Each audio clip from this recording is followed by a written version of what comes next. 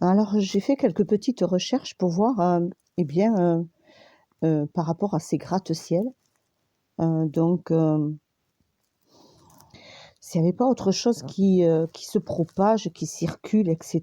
Et puis, je tombe sur un article qui attire mon attention. C'est un gratte-ciel sans fenêtre de New York également, qui se situe également au 33 Thomas Street à Manhattan. Donc, 33, vous voyez, il y a encore le 33, 29 étages, 168 mètres, et il appartient, écoutez bien, officiellement également, au géant américain des télécommunications AT.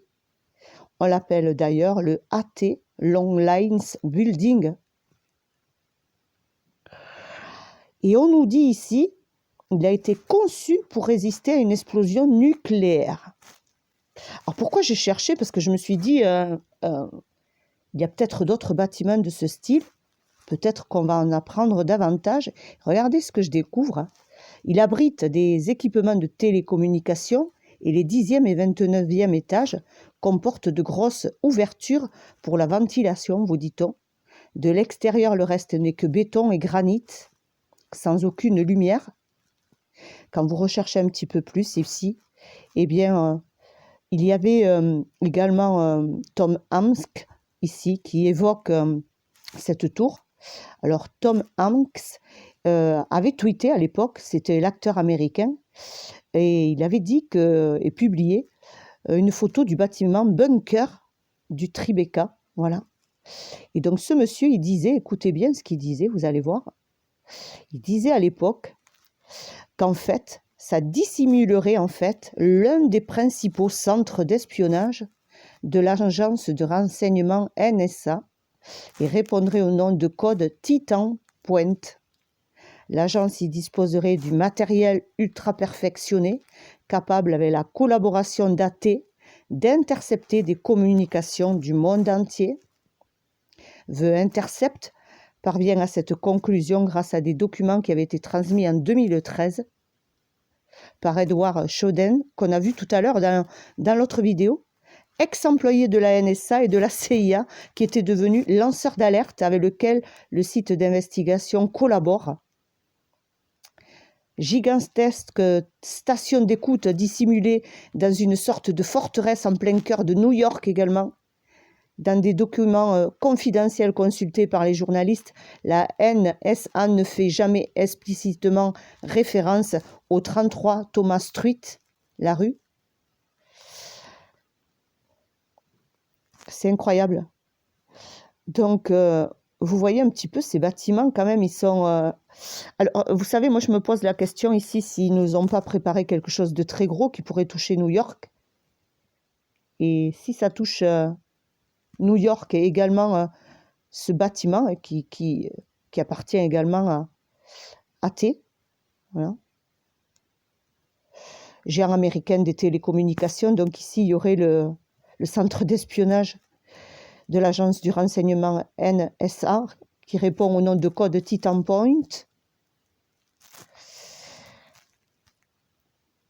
Purée, j'espère qu'ils ne vont pas quand même faire péter encore des tours. Excusez-moi, pardon, de dire ça en direct.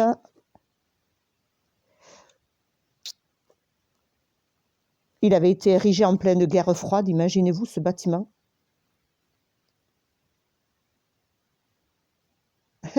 Et bien évidemment, ni AT ni la NSA n'ont validé la thèse que ce bâtiment était là.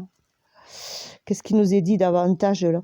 Le Long Lines Building, donc ici aurait même toujours, selon le site d'investigation, été au cœur d'un programme controversé de la NSA dans les années 70 qui visait les communications émanant d'instances comme l'ONU, le Fonds monétaire international, la Banque mondiale ainsi qu'une quarantaine de pays. Waouh! Waouh, waouh! Qu'est-ce qui nous prépare là? Il y a quelque chose de gros qui se prépare ici.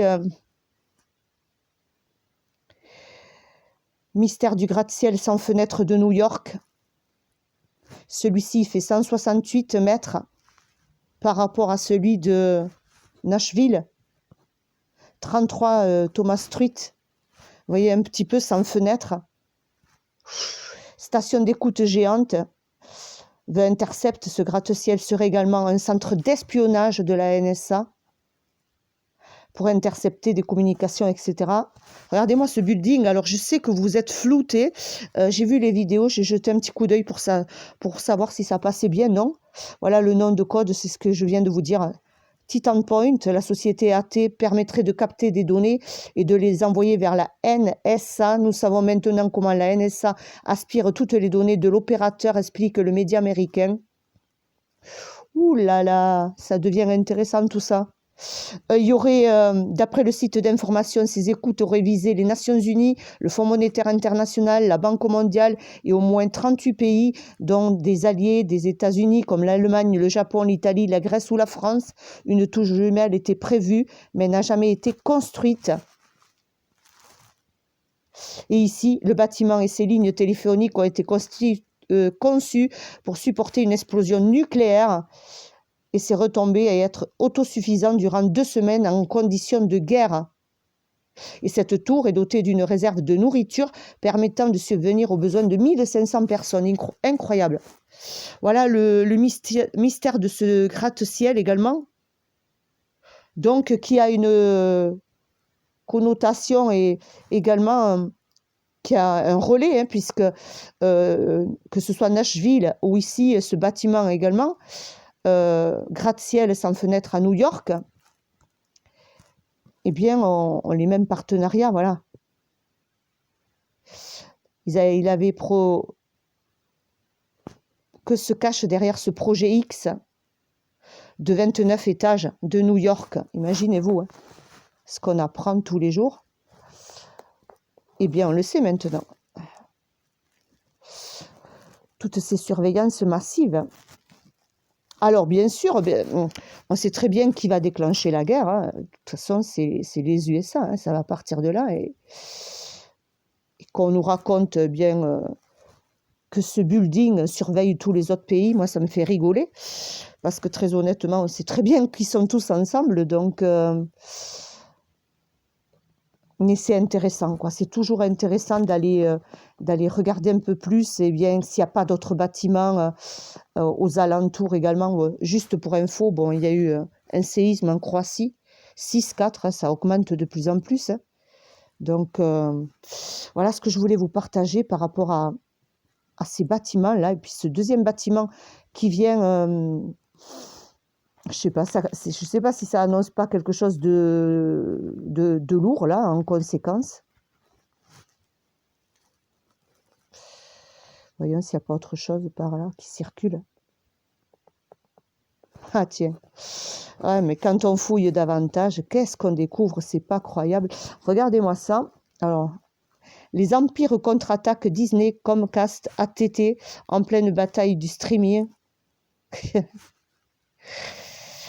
Ça a bousculé les habitudes, bien évidemment, des spectateurs, etc. Vous dit-on ici. Avec des poids lourds en 2021 comme Matrix 4 également. Et The Height and the Dune qui doivent sortir simultanément en vidéo. The Falcon, The Winter Soldier, The Loki diffusé sur Disney. Eh bien, c'est du joli, tiens. Et donc ici, dans la bataille du streaming avec AT, bien sûr, Comcast Core et Walt Disney annonçant de nouvelles stratégies de distribution de contenu. Voilà, on va encore endormir bien les masses. Le studio Warner Bros. d'AT&T est allé plus loin en annonçant son intention également de présenter simultanément tous ses films en 2021 également. Matrix 4, Suicide Squad, Dune, etc. que je viens de vous évoquer. Ah ouais, non, c'est incroyable. Ils sont tous liés hein, de pair, quoi. Disney, AT, tous ces grands groupes. Donc ici, le magasin de téléphonie, vous voyez. Regardez tous ces magasins de téléphonie qu'il y a quand même. C'est une bonne question, ça. C'est par rapport à Manhattan. Quand je regarde ça, regardez, 1, 2, 3, 4, 5, 6, 7, 8, 9, 10, 11, 12, 13, 14, 15, 16, 17, 18, oh là là, 19, 20, 21, 22, 23, 24, 25, 26, oh là là. Et regardez-moi cette série. Regardez-moi cette série de magasins de ATT, hein, puisque c'est ce grand groupe hein, de téléphonie. Regardez-moi ça. Ça ne s'arrête jamais. Incroyable. Hallucinant, tous ces téléphonies mobiles. Alors, ici, le ATT, le Long Lines Building, voilà, il est là, de New York. Alors, qu'est-ce qu'on nous prépare là par rapport aux télécommunications qui sont touchées également à toutes ces cyberattaques qui ont été menées dernièrement, puisqu'on nous a dit, les USA nous disent que c'est les Russes qui attaquent. Je regarde au niveau des cyberattaques, pour voir où on en est resté. Donc là, il faut m'avoir suivi, parce que sinon, si vous ne m'avez pas suivi dans la page antérieure, vous n'allez rien comprendre.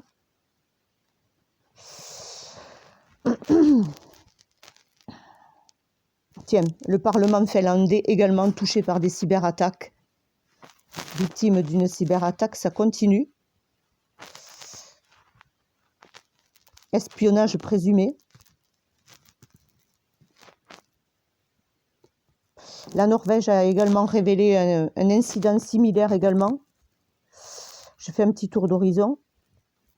Le Parlement finlandais victime d'une cyberattaque. Parlement. Voilà, ça c'est à 6 jours. Hein.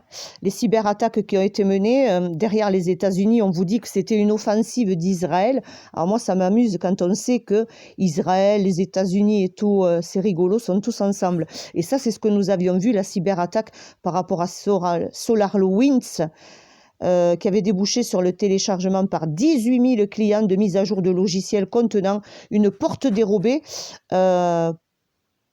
qui posait de gros soucis de sécurité. Et il y avait eu Microsoft qui avait été touché. Imaginez-vous, Kisco, qui faisait partie des victimes, et sans doute également Intel, Equifax ou encore General Electric. Donc ça, nous l'avons vu. Donc c'est un petit rappel pour les personnes qui nous ont peut-être pas vus. Et pourquoi je fais la corrélation? Parce que tous ces groupes-là, vous voyez très bien qu'il y a quelque chose de corrélatif par rapport à des cyberattaques et des menaces au niveau de tout ce qui relève, que ce soit de la logistique, je dirais informatique ou autre, et également des télécommunications et autres. Voilà. Et il y a une semaine, il y avait un hôpital psychiatrique qui avait été touché par une cyberattaque également. Et il y a 2 semaines, eh bien, ce que nous avons vu, toutes les cyberattaques qui ont été menées par ce groupe ici. Voilà, donc c'est vraiment prenant ce qui est en train de se passer et qui s'est passé à Nashville. Ça ne laisse pas, je dirais... Enfin, moi, ça ne me laisse pas dans l'ignorance. De plus en plus, je comprends mieux ce qu'ils font, pourquoi ils sont en train de toucher là.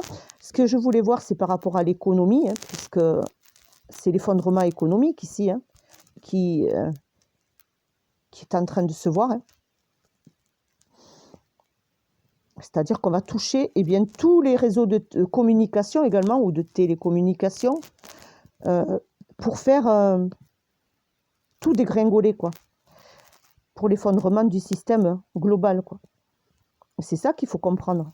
C'est que l'effondrement du système, il va passer par toutes ces ramifications. Donc, on va regarder ici. Donc, je le fais en direct, j'enregistre en même temps. Donc, merci pour votre patience. Et ceux qui ne sont pas patients, bon, ben, vous savez, ne restez pas là, quoi. Ah là là là là là là.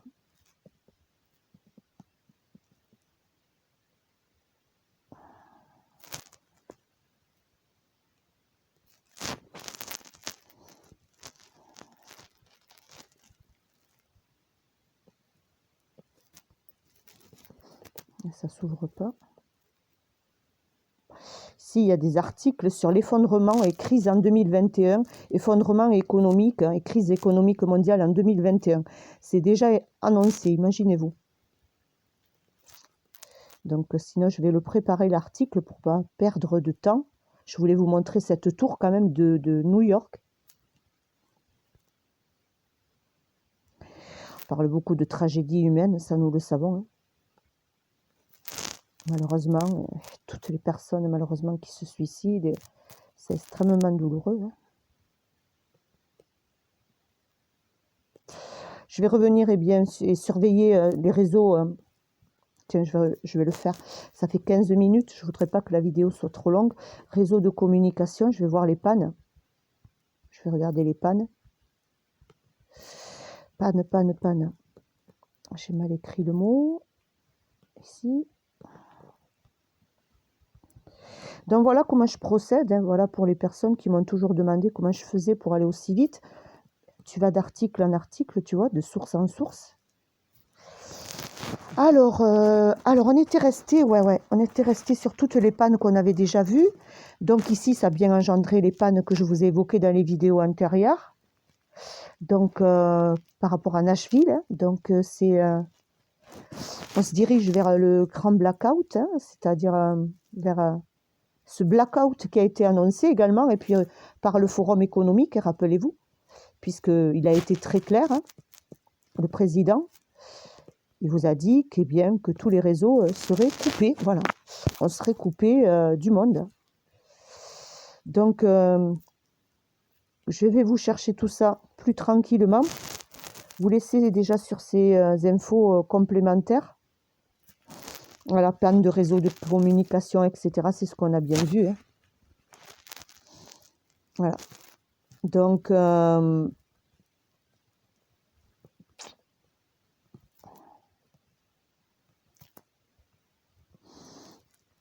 pour moi, quand je vois qu'il y a les centres d'appel 911 qui sont tous tombés en panne, tous les systèmes de communication, 41 bâtiments, ouais, c'est ce que j'avais vu, j'ai dit 50 tout à l'heure, donc je m'en excuse.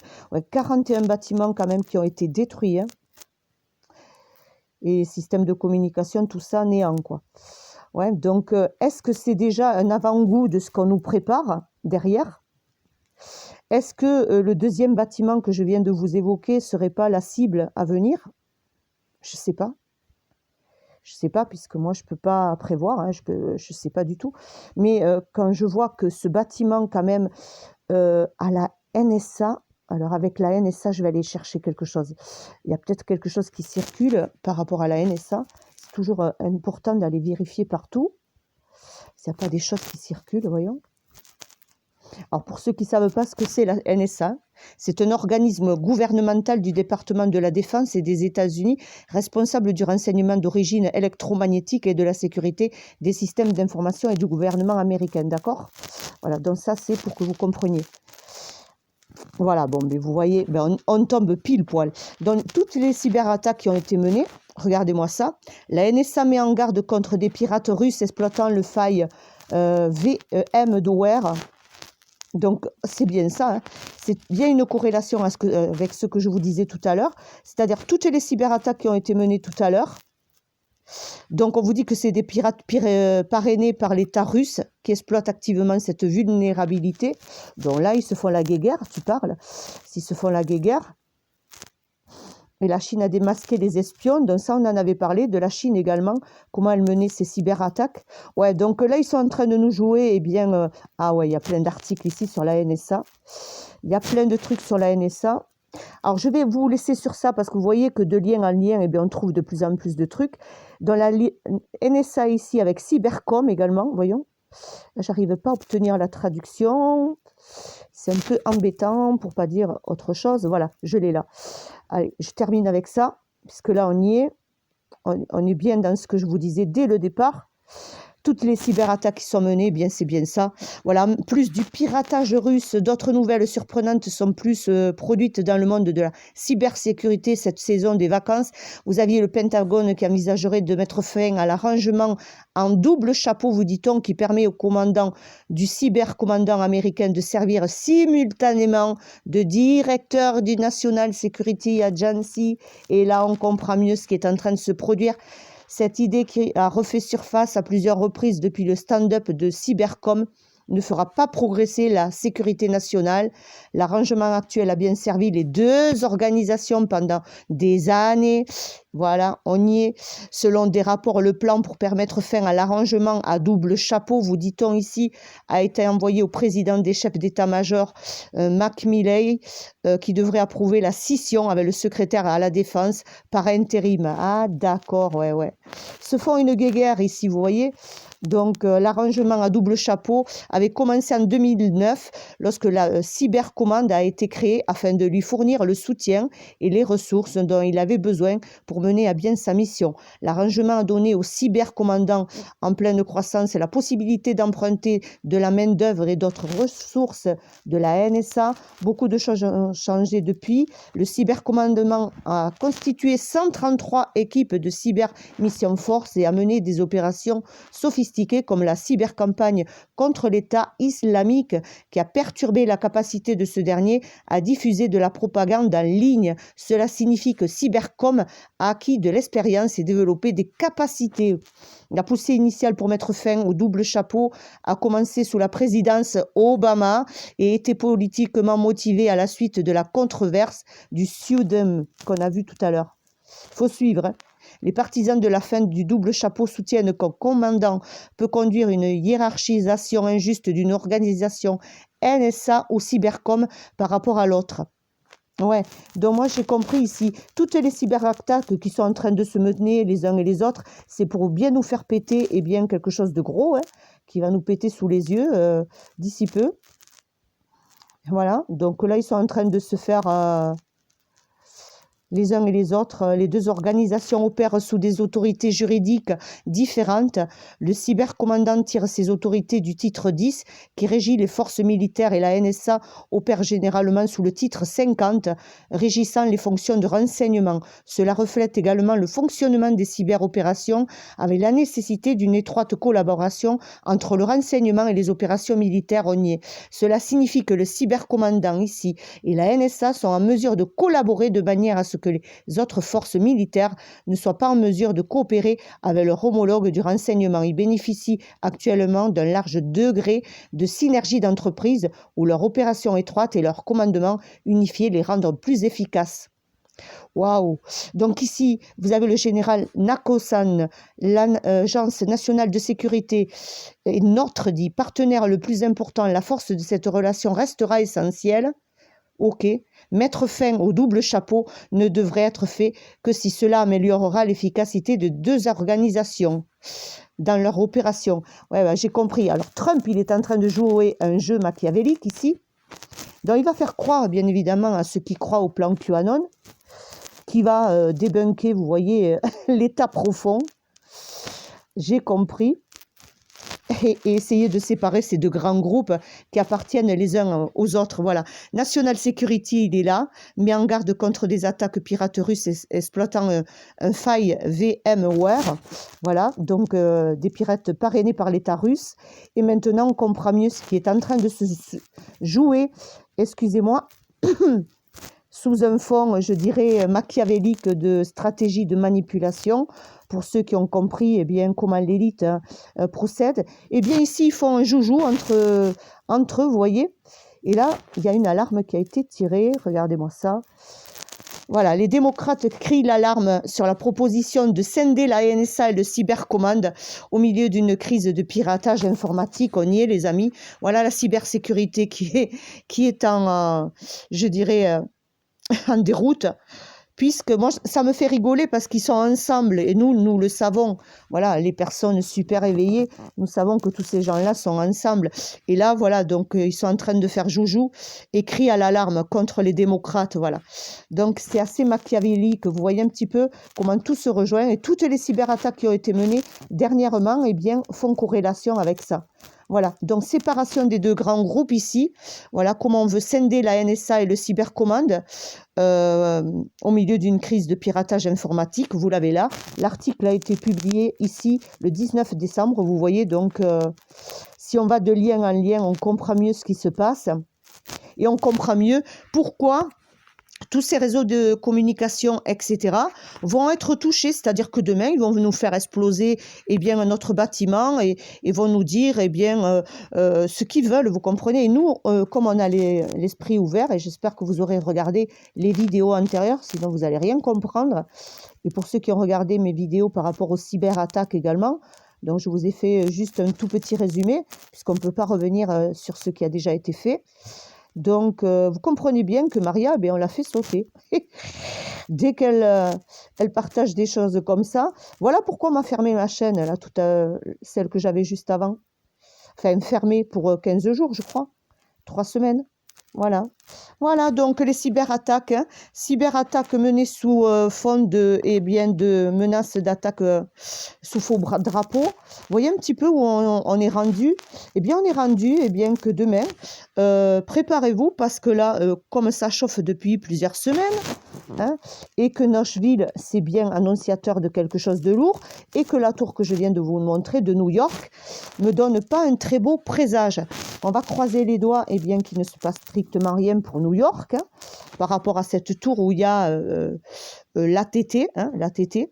Voilà, je vous invite à reprendre tout ça avec beaucoup de sérénité. Moi, je vais surveiller tout ce qui a comme connexion avec les pannes d'internet, pannes d'électricité, tout ça. Il faut suivre ça à l'œil. Ça fait des années qu'on le suit, en tout cas de mon côté, que je regardais toutes les pannes d'internet. On les a vues dans le courant de l'année. Donc on est né à la 7e chaîne, voilà, de notre côté. Donc soyez vigilants, voilà. Essayez de partager à vos amis sur les chaînes des autres youtubeurs que c'est pas beau du tout, quoi. Que s'ils essaient de faire cette séparation, de jouer avec nous, avec les nerfs, on voit très bien que tout ça est planifié, orchestré, avec des longueurs, vous voyez, 10 heures de temps, 6h57, et je ne suis pas encore couchée. Enfin, si, j'étais couchée, mais je me suis réveillée. Et donc, comme ça m'intéresse, je fouille, voilà. Et donc, voilà, Pentagone envisagerait de mettre fin à l'arrangement à double chapeau qui permet au commandant ici, du cybercommandant américain de servir simultanément de directeur du National Security Agency. Voilà, les amis, ce qui est partagé il y a 10 heures de temps, il est 7 heures du matin aujourd'hui. Nous sommes mercredi. Vous avez là les dernières news. Donc, on est sur le bon chemin. Vous voyez un petit peu ce qui est préparé. C'est-à-dire qu'ici, Trump va jouer à celui qui veut séparer deux groupes, voilà, lorsqu'on sait que tous ces groupes-là sont tous ensemble.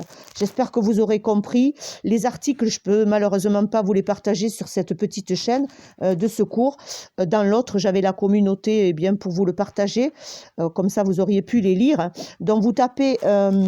donc les buildings, le building que je vous ai partagé tout à l'heure, vous tapez le building de New York, vous tapez ensuite NSA et Cybercom, et voilà, ça a été publié il y a 10 heures de temps, on y est, voilà. Le plan pour mettre fin à l'arrangement à double chapeau, vous dit-on ici, c'est comme ça qu'ils appellent ça. Et cette tour de New York qui est assez représentative de l'autre, de Nashville également, et des bâtiments autour qui ont été détruits. Voilà, bon visionnage, beaucoup de courage pour ceux qui n'auront pas suivi les cyberattaques que je vous avais évoquées bien avant tout ça, qui ont lieu d'être depuis plusieurs semaines. Et à suivre, épisode à suivre. Bon visionnage à tous et du courage. Voilà, ici la Chine qui avait été démasquée, qui avait démasqué également des espions américains grâce au vol de Big Data également. Voilà, pour ceux qui sont intéressés, qui aiment bien l'espionnage massif ou le piratage. Voilà, bon, particulièrement, ce n'est pas quelque chose qui m'intéressait, mais je suis intriguée. Voilà, regardez-moi ce terme. Corruption, les espions pouvaient gagner jusqu'à 1 million de dollars par an, 2000 yuan par mois, imaginez-vous, 240 dollars au taux de change actuel. Ça, c'est pour la Chine, hein. Pour la Chine, ça aussi, nous l'avions évoqué. Je fais un petit tour d'horizon pour les personnes peut-être qui ne m'avaient pas suivi. Voilà, la guerre secrète entre Pékin et Washington. La CIA aurait dévoilé le système corrompu de la Chine en évoquant les pots de vin versés aux fonctionnaires chinois. Voilà. Eh bien, on y est, hein. On y est en pleine guerre de cyberattaques, d'espionnage massif, de vol de big data, je dirais d'explosion massive de bâtiments de sécurité, je dirais, nationale ou autre, puisque moi, je ne connais pas trop tous ces bâtiments. Mais en tout cas, vous voyez ici, la NSA fait partie de tous ces grands groupes responsables du renseignement d'origine électromagnétique et de la sécurité du système d'information du gouvernement américain. Et ça nous laisse à présager quelque chose de gros qui se prépare. Bon visionnage, gros bisous à tous, beaucoup de courage et je vous dis à ce soir.